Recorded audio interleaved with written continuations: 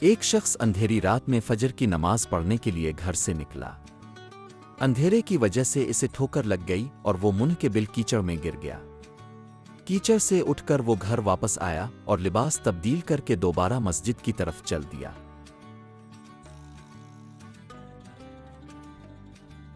ابھی چند قدم ہی چلا تھا کہ دوبارہ اسے ٹھوکر لگی اور وہ دوبارہ کیچڑ میں گر گیا۔ کیچڑ سے اٹھ کر وہ پھر دوبارہ اپنے گھر گیا، لباس بدلا اور مسجد جانے کے لیے دوبارہ گھر سے نکلا۔ جیسے ہی وہ اپنے گھر سے باہر نکلا تو اس کے دروازے پر اسے ایک شخص ملا جو اپنے ہاتھ میں روشن چراغ تھامے ہوئے تھا۔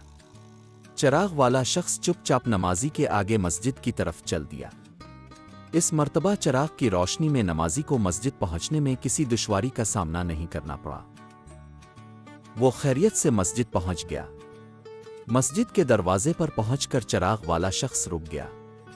نمازی اسے چھوڑ کر مسجد داخل ہو گیا اور نماز ادا کرنے لگا۔ نماز سے فارغ ہو کر وہ مسجد کے باہر آیا تو وہ چراغ والا شخص اس کا انتظار کر رہا تھا تاکہ اس نمازی کو چراغ کی روشنی میں گھر چھوڑ آئے۔ جب نمازی گھر پہنچ گیا تو نمازی نے اجنبی شخص سے پوچھا، "اب کون ہے؟" اجنبی بولا، "سچ بتاؤں تو میں ابلیس ہوں۔" نمازی کی تو حیرت کی انتہا نہ رہی۔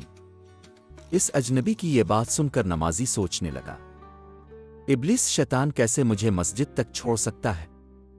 اس کا کام تو لوگوں کو بہکانا ہے۔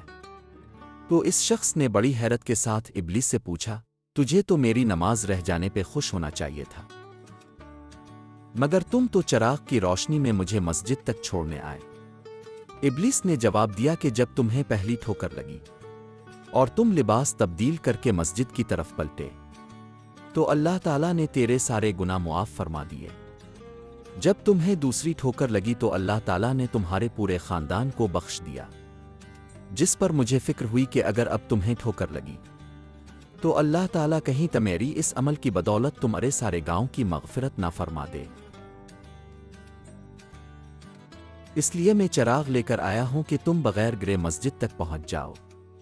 اس شخص نے جیسے ہی یہ بات سنی تو اس نے اللہ تعالیٰ کی بارگاہ میں اپنا سر جھکا کر اللہ کا شکر ادا کیا۔ تو دوستو، یہ ہے ہمارے رب کی شان۔ سبحان اللہ۔